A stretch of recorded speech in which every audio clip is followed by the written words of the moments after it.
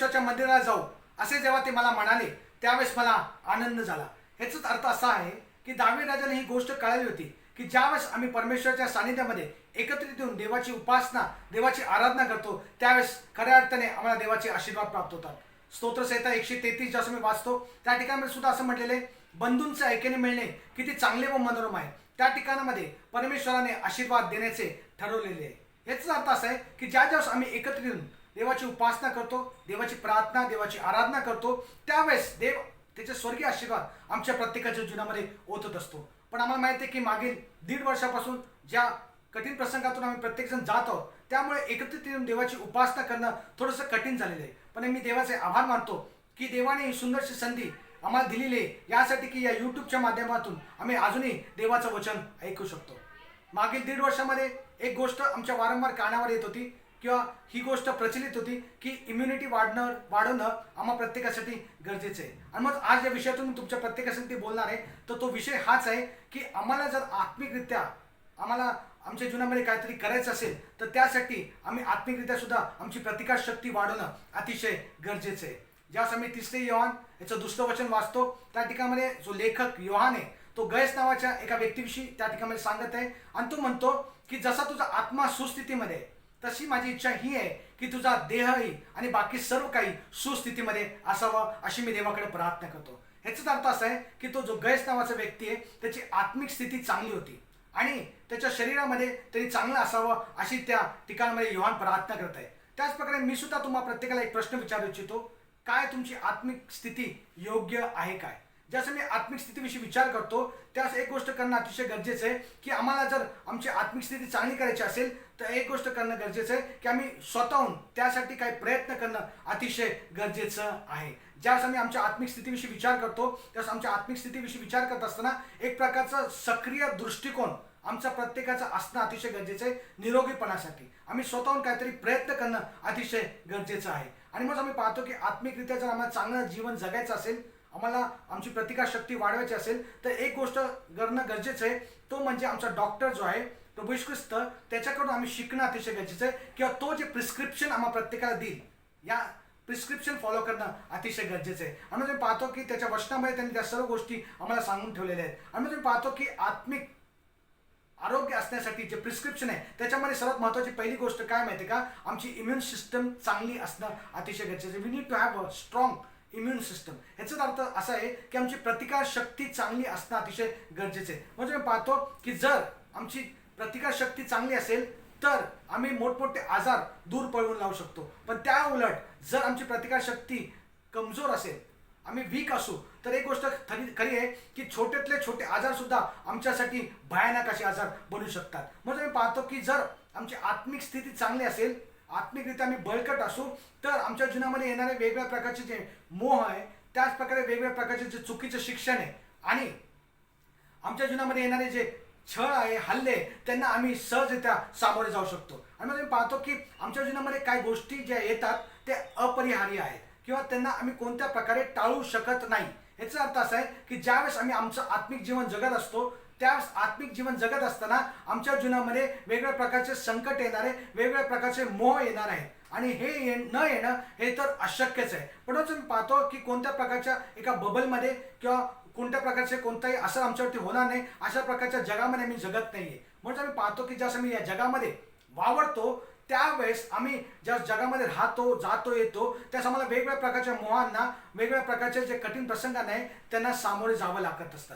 आणि मग आम्ही त्यासाठी एक गोष्ट करणं अतिशय गरजेचं आहे की आम्ही आमची प्रतिकारशक्ती वाढवणं अतिशय गरजेचं आहे. याकोबाचं पत्र याचा 4 अध्याय आणि 7 वचन जास्त तुम्ही वाचता त्या ठिकाणी याकोब काय म्हणतात आपण वाचूया. म्हणून देवाच्या अधीन व्हा आणि सैतानाला अडवा म्हणजे तो तुमच्यापासून पळून जाईल. आमेन. याकोब या ठिकाणी आम्हाला फार सुंदररित्या सांगत आहे की जर आम्हाला प्रतिकारशक्ती आमची वाढवायची असेल तर एक गोष्ट करणं आम्ही अतिशय गरजेचं आहे ते म्हणजे सैतानाला आडवे व्हा. पण सैतानाला आडवे होण्याच्या आधी आम्हाला देवाच्या अधीन होणं अतिशय गरजेचं आहे. आम्ही सदैव आमचं समर्पण देवाच्या हातामध्ये करणं अतिशय गरजेचं आहे. देवाकडे आमची दृष्टी लावणं अतिशय गरजेचं आहे. ज्यावेळेस आम्ही देवाला अधीन होतो समर्पित होतो त्यावेळेस ज्यावेळेस आम्ही सैतानाला आडवे होतो त्यावेळेस तो शैतान काय करतो, आमच्यापासून दूर पळून जात असतो. आणि मग आम्ही पाहतो की या ठिकाणामध्ये मला पाहायला मिळतं की आमची जे स्ट्रॉंग इम्युन सिस्टम किंवा आमची प्रतिकार शक्ती आत्मिकरित्या चांगली जर असेल तर एक गोष्ट करणार आहे की आम्हाला पाहायला मिळतं पहिले त्याचा 10वा अध्याय आणि 12 वचन काय म्हणतं आपण वाचूया. म्हणून आपण उभे आहोत असे ज्याला वाटते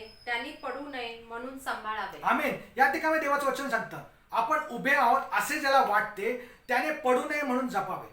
आम्हाला एक गोष्ट माहिती आहे की शारीरिकरित्या जसं मी विचार करतो त्यावेळेस अनेक लोक कोविडमध्ये जे शारीरिकदृष्ट्या अतिशय बळकट होते, बलवान होते, हेल्दी होते, ते देखील या कोविडमुळे मृत्युमुखी पडलेले आहेत. त्याचं कारण काय माहिती का, पुष्कळ लोकांना असं वाटायचं की मी व्यवस्थित आहे, मला कोणत्या प्रकारचा रोग आजार नाही आहे आणि मला काय होणार नाही. या गोष्टीमुळे ते एकदम निश्चिंत असं जीवन जगत होते, कोणत्या प्रकारचं प्रिकॉशन घेत नव्हते आणि त्यामुळे आम्हाला पाहायला मिळतं की त्यांना कोविड झाला आणि त्यामुळे त्यांचा मृत्यू देखील झालेला आहे. आम्हाला देवाचं वचन आत्मिकरित्या सुद्धा आम्हाला सांगतं की आम्ही जर उभे आहोत, जर आम्ही देवाच्या वचनामध्ये आहोत, आम्ही जर देवाच्या स्तुती स्तवनामध्ये आहोत आणि या सर्व गोष्टीमध्ये आम्ही पुढे वाटचाल करत असताना आम्ही नेहमी एक गोष्टीचं लक्ष देणं गरजेचं आहे, काळजी घेणं गरजेचं आहे की आम्ही कोणत्या प्रकारे पडणं नये आणि म्हणून आम्ही प्रयत्न करणं अतिशय गरजेचं आहे. दुसरी गोष्ट ज्यावेळेस आम्ही याविषयी विचार करतो तर आमचे आत्मिक आरोग्याविषयी जसं मी विचार करतो किंवा आमच्या प्रतिकार शक्तीविषयी विचार करतो त्यावेळेस आम्ही एक गोष्ट करणार आहोत की एक आमचं जीवन जगत असताना योग्य प्रकारे जीवन जगण्याचा आम्ही प्रयत्न करणार आहोत. इफिसकस पत्रेचा 5वा अध्याय 15 आणि 16 वचन आपण वाचूया. काय म्हटलेलं आहे. म्हणून अज्ञानासारखे नव्हे तर ज्ञानासारखे स्वभावावर नजर ठेवून जपून चाला. अज्ञानासारखे नव्हे तर ज्ञानासारखे स्वभावावर नजर ठेवून चाला असं म्हटलेलं आहे. मला माहिती आहे की देवाचं वचन आम्हाला सांगतं की आम्ही ज्ञानी असणं अतिशय गरजेचं आहे, आम्हाला समजून घेणं अतिशय गरजेचं आहे, देवाच्या वचनातलं ज्ञान आम्हाला समजणं अतिशय गरजेचं आहे. आणि मग आम्ही ज्ञानासारखं वागणं म्हणजे देवाचं वचन जे काय आम्हाला सांगतं त्याप्रमाणे आम्ही वागणं अतिशय गरजेचं आहे आणि जपून चालणं अतिशय गरजेचं आहे. आम्ही पुढं जर वाचलं 16 वचन काय म्हणतं वाचूया. वेळेचा सदुपयोग करा कारण दिवस वाईट आहे. वेळेचा सदुपयोग करा कारण दिवस वाईट आहे. याचा अर्थ असा आहे की जी संधी आम्हाला प्रत्येकाला मिळते देवाची उपासना करण्यासाठी, देवाची प्रार्थना करण्यासाठी, देवामध्ये तत्पर असं जीवन जगण्यासाठी त्या प्रत्येक संधीचा उपयोग करणं आम्ही अतिशय गरजेचं आहे. मला सांगू द्या, जर आम्हाला आत्मिकरित्या बळकट व्हायचं असेल, जर आमची प्रतिकार शक्ती वाढवायची असेल तर आम्ही जास्तीत जास्त देवाच्या प्रार्थनेमध्ये, देवाच्या वचनामध्ये, देवाच्या उपासनेमध्ये राहणं अतिशय गरजेचं आहे. आणि त्याचं कारण काय माहिती आहे का, बाहेरील जी परिस्थिती आहे ती फार वाईट आहे. आज मी पाहतो की पुष्कळ लोक या कोविडमुळे निराश झालेले आहेत, दुःखी झालेले आहेत, अनेक लोकांनी आपले प्रियजन गमावलेले आहेत आणि त्याचमुळे एक प्रकारचं निराशेचं वातावरण त्यांच्या कुटुंबामध्ये निर्माण झालेलं आहे आणि त्यांचा विश्वास कधी कधी राखणं त्यांना कठीण जात आहे. पण देवाचं वचन मला सांगतं की या स्थितीमधून आम्ही जात असताना देखील आम्ही सदुपयोग करावा वेळेचा. म्हणजेच काय, आम्ही चांगलं चालावं, प्रार्थनेमध्ये राहावं, चांगले जीवन प्रकारे जगावं यासाठी देवाची इच्छा आहे. आणि मग तो म्हणतो तुम्ही मूर्खासारखे होऊ नका तर प्रभूची इच्छा काय आहे हे समजून घ्या.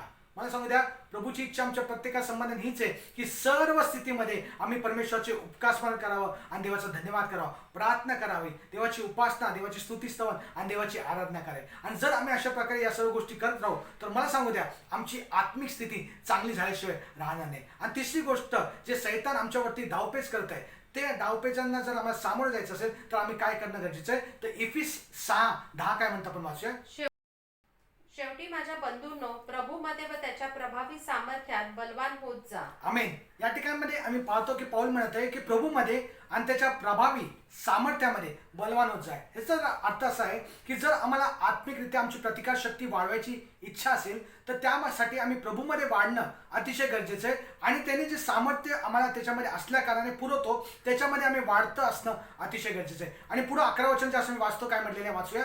सैतानाच्या डाव पेचा पुढे तुम्हाला टिकाव धरता यावा म्हणून देवाची शस्त्र सामुग्री धारण करा. आमेन. याचाच अर्थ असा आहे की सैतान अनेक वेळा वेगवेगळ्या प्रकारचे डावपेच आमच्या प्रत्येक जीवनामध्ये उपयोगात आणत असतो किंवा तो डावपेचांचा वापर करत असतो यासाठी की आत्मिकरित्या आम्ही कुठेतरी पडावं.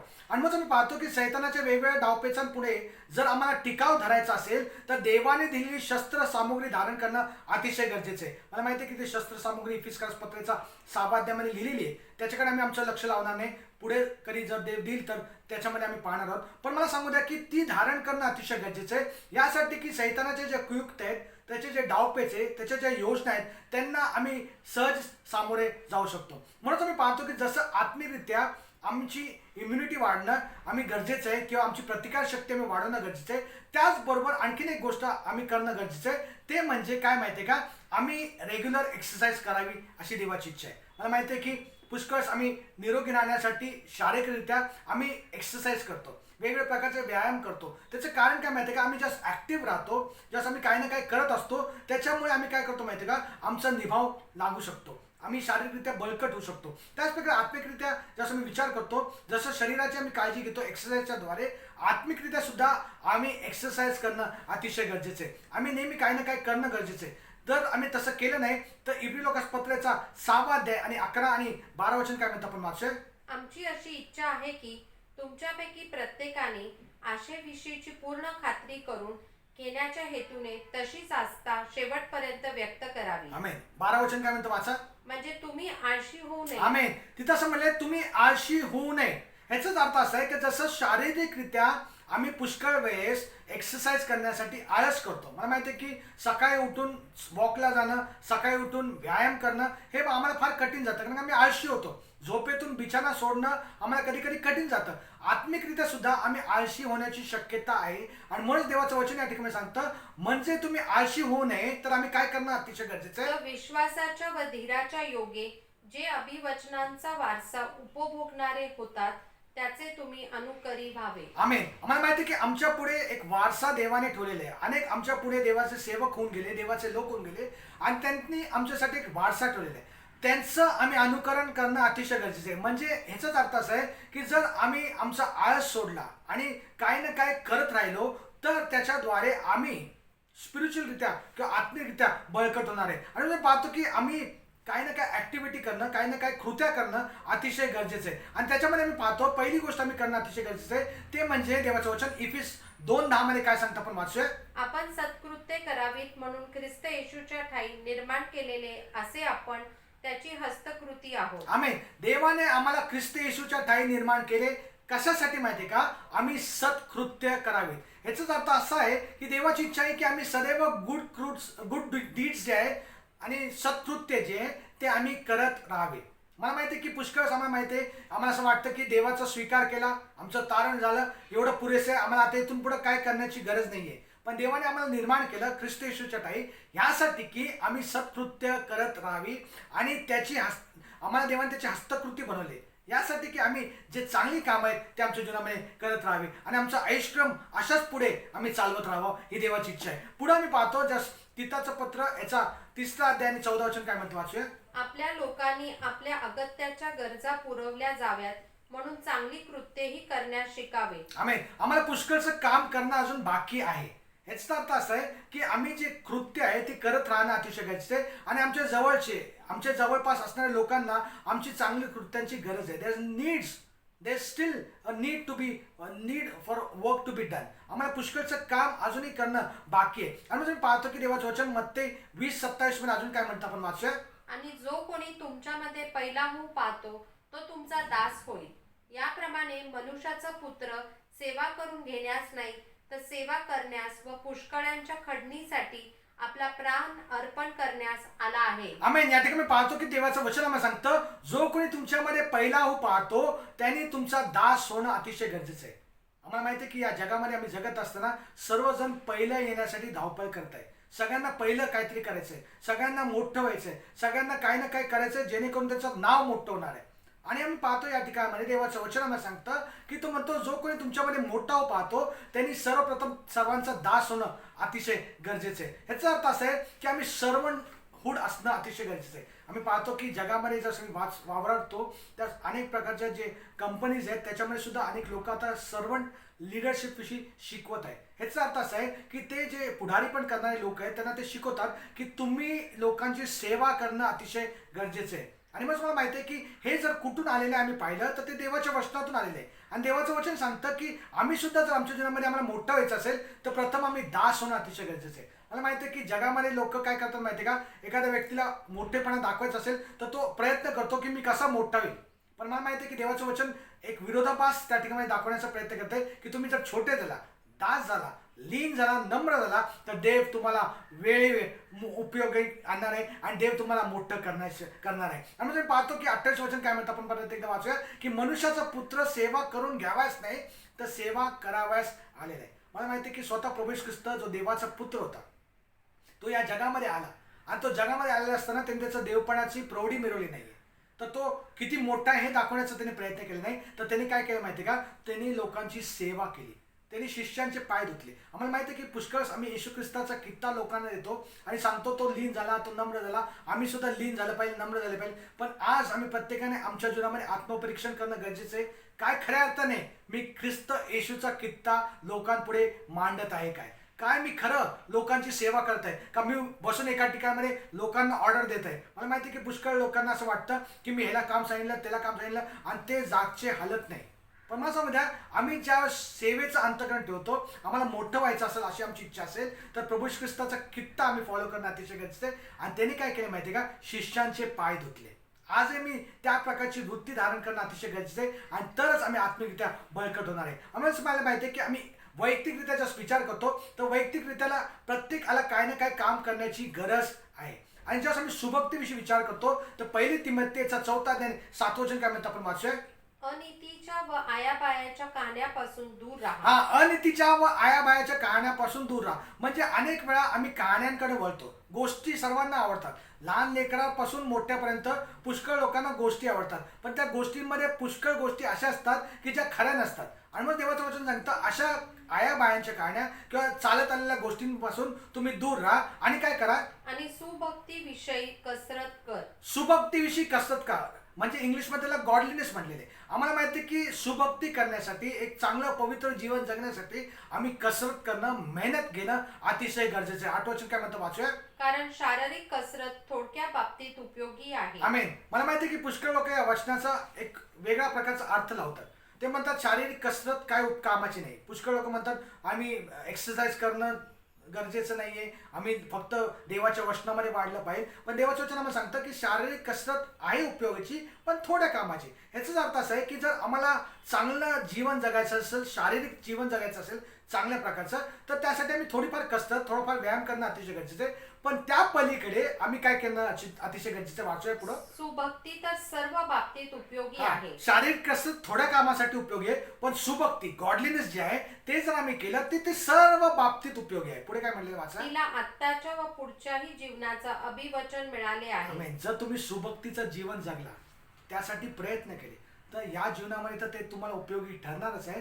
आणि त्या पुढं जे अभिवचनाचं जीवन आहे, तुम्हाला अभिवचन मिळाले पुढच्या जीवनाविषयी, त्यासाठी सुद्धा ती उपयोगी ठरणार आहे. आणि मग आम्ही नेहमी सुभक्तीचं जीवन, गॉडलीनेससाठी आम्ही प्रयत्न करावा, चांगलं जीवन जगण्याचा प्रयत्न करावा, देवाची इच्छा पूर्ण करण्याचा नेहमी प्रयत्न करावा. असंच आम्ही पाहतो की ज्या ज्यावेळेस आम्हाला संधी मिळेल, when there is an opportunity, आम्हाला एक संधी मिळेल त्यावेळेस आम्ही काम करत राहणं अतिशय गरजेचं आहे. मला माहिती आहे की आमच्या अवतीभोवती अनेक असे लोक आहेत ज्यांना येशू ख्रिस्त ठाऊक नाही. आम्हाला ज्या संधी मिळेल त्यावेळेस आम्ही त्यांना येशू ख्रिस्ताविषयीची सुवार्ता सांगणं अतिशय गरजेचं आहे. मला माहिती आहे की देवाने आम्हाला एका मंडळीमध्ये रोपलेलं आहे.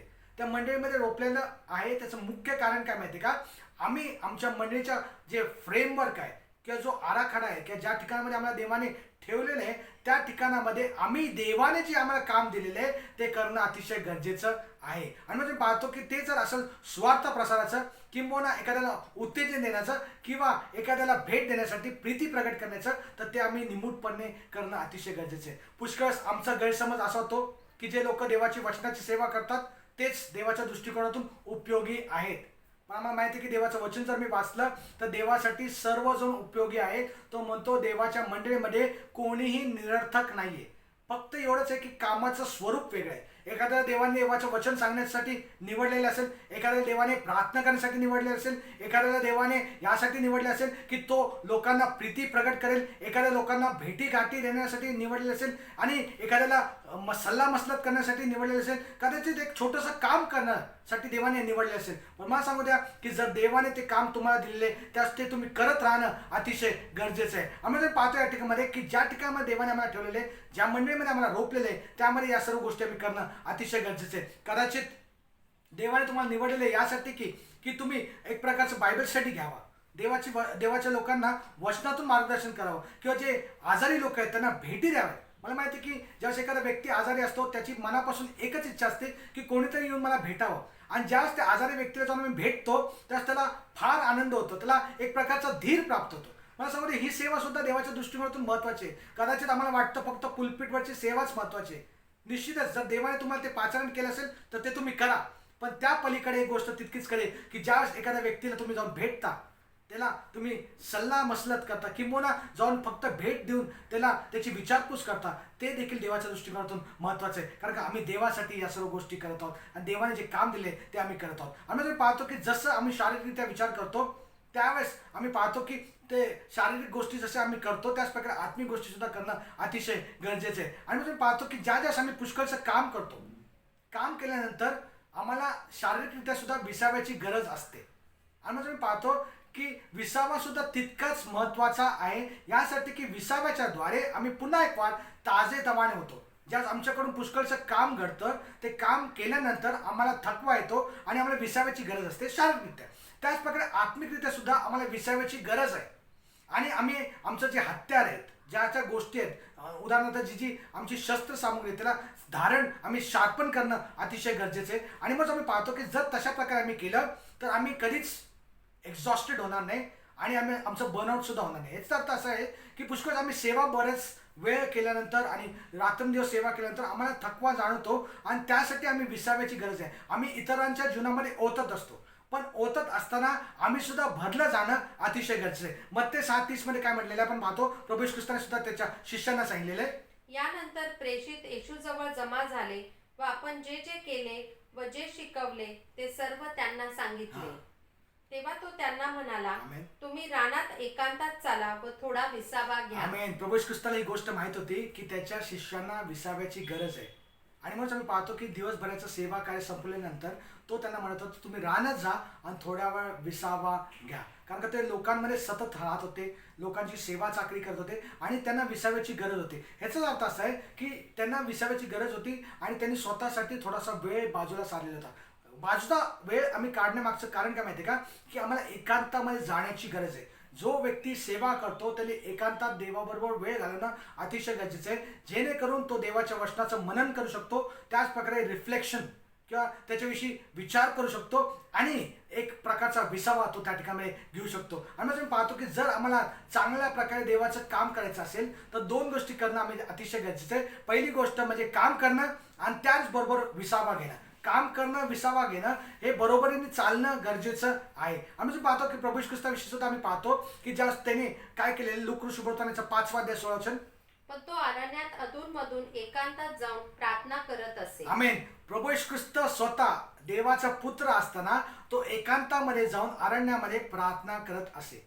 मला माहिती आहे की प्रभू येशू ख्रिस्त सकाळी उठल्यापासून संध्याकाळपर्यंत सेवा करत असे आणि कधी कधी तो सेवा करत असताना इतकं काय थकून जायचा, पण तरी देखील त्या थकलेल्या वेळेमध्ये सुद्धा तो वेळ काढत असे, जेणेकरून तो एकांतात जाऊन प्रार्थना करत असे. मला सांगू द्या, आत्मिकरित्या जर आम्हाला रिफ्रेश व्हायचं असेल, आम्हाला आत्मिकरित्या जर ताजंतवानं व्हायचं असेल तर आम्ही प्रार्थनेमध्ये देवाबरोबर वेळ घालवणं अतिशय गरजेचं आहे.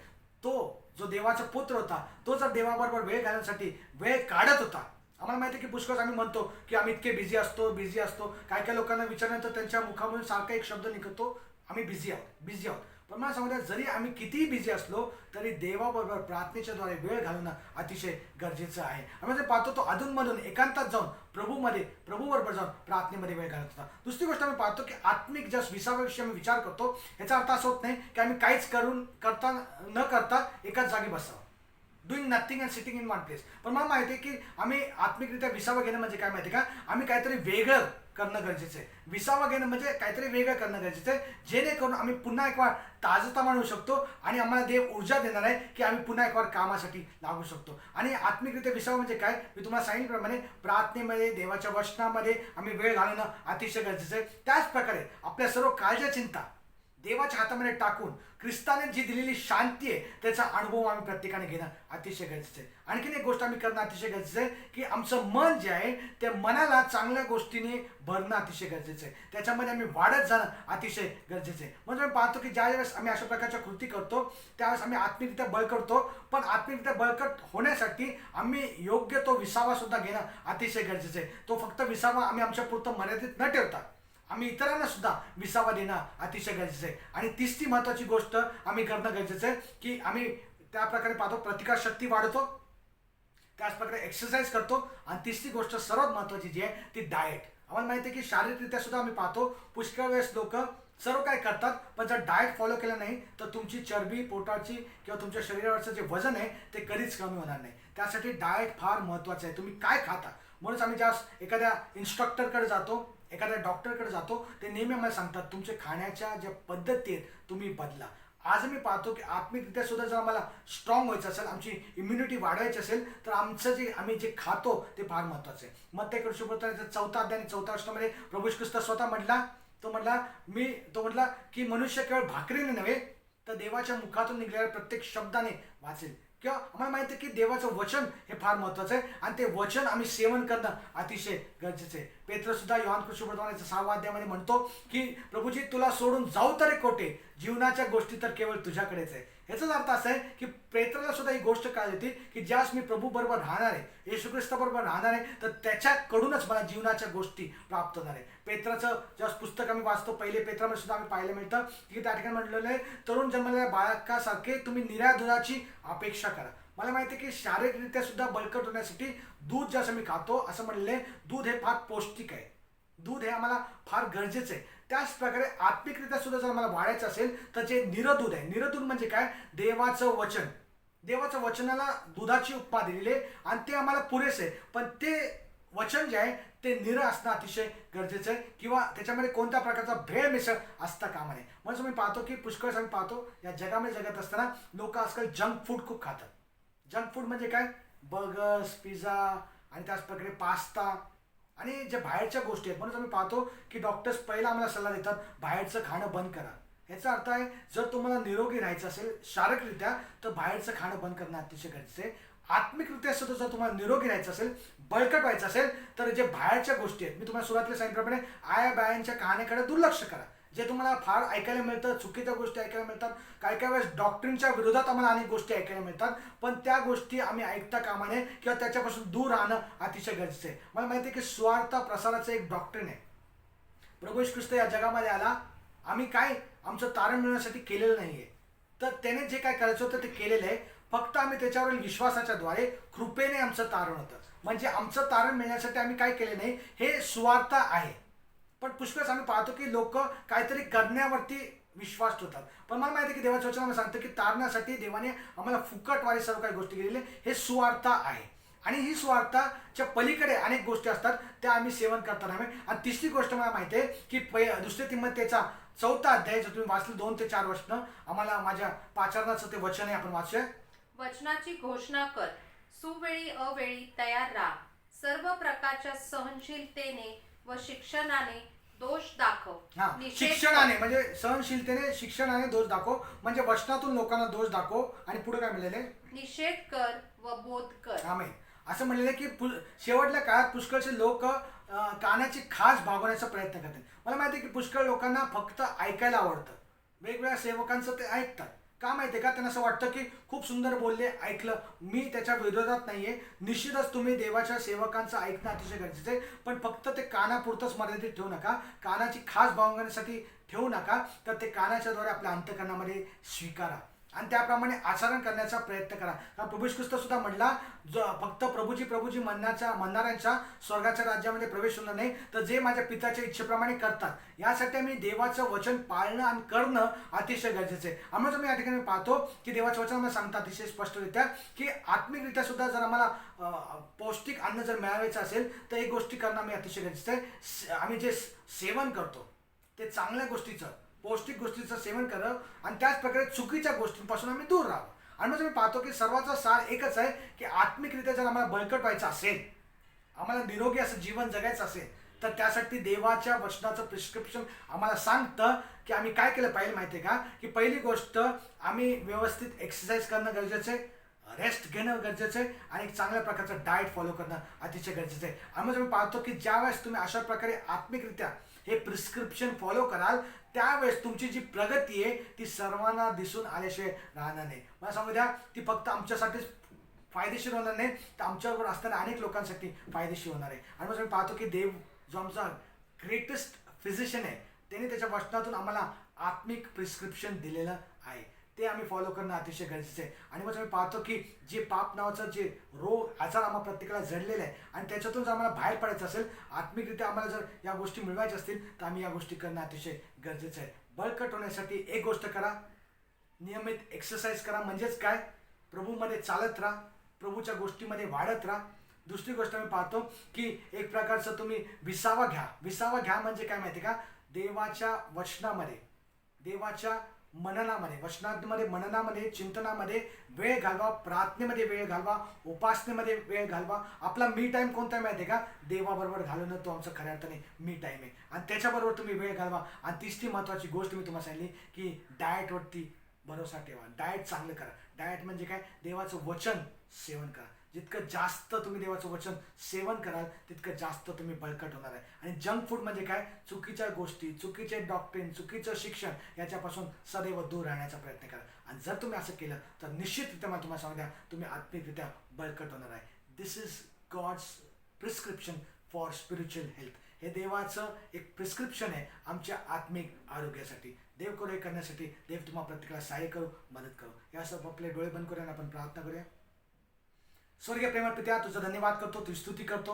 प्रभू, आम्हाला माहिती आहे की शारीरिकरित्या आम्हाला निरोगी राहण्यासाठी आम्ही अनेक प्रयत्न करतो. प्रभू, तुझं वचन आम्हाला सांगतं की जसं आम्ही शरीराची काळजी घेतो आणि शारीरिकरित्या प्रयत्न करतो, तसंच आत्मिकरित्या बळकट होण्यासाठी तू आम्हाला प्रिस्क्रिप्शन दिलेलं आहे. त्यामुळे तू म्हणतोस की प्रभू, आम्ही सदैव जी कामं तू आम्हाला दिलेली आहे ती करत राहावी. प्रभू, आम्हाला तू चांगल्या कामासाठी प्रभू येशू ख्रिस्ताच्या ठाई निर्माण केलेले आहे आणि ते आम्ही करत राहणं अतिशय गरजेचं आहे. दुसरी गोष्ट, तुझं वचन आम्हाला सांगतं आम्ही योग्य प्रकारचा विसावा घ्यावा. विसावा घेणं म्हणजेच काय, तुझ्या सानिध्यामध्ये, तुझ्या वचनामध्ये वेळ घालवावा, प्रार्थनेमध्ये वेळ घालवावा, उपासनेमध्ये वेळ घालवावा. कारण का ज्यावेळेस आम्ही अशा प्रकारे आत्मिकरित्या तुझ्या वचनामध्ये, तुझ्या प्रार्थनेमध्ये वेळ घालतो, त्यावेळेस तो मला ताजतवानं करत असतोस, माझ्या तो मला रिफ्रेश करत असतोस. आणि प्रभू, त्याच प्रकारे तिसरी महत्त्वाची गोष्ट, आम्ही योग्य त्या गोष्टीचं सेवन करणं. तुझ्या वचनातून ज्या गूढ आणि रहस्य तुम्हाला प्रगट केले त्याचं सेवन करण्यासाठी आम्हा प्रत्येकाचं तू सहाय्य कर आणि मदत कर. पुन्हा एक वार या सर्व गोष्टी करण्यासाठी तुझी कृपा, तुझी दया ऐकणाऱ्या प्रत्येक व्यक्तीला दे, अशी प्रार्थना विनंती करतो. मान सन्मान दूर करून तुझ्याच नाव देत येशूच्या प्रिय गुणांना मागतो, म्हणतोय आमेन. आता देव बापाची प्रीती, प्रभू येशू ख्रिस्ताची कृपा, पवित्र आत्म्याची सहभागिता तुम्हा सर्वांबरोबर आता आणि सदा सवकाळ असो. आमेन. God bless you.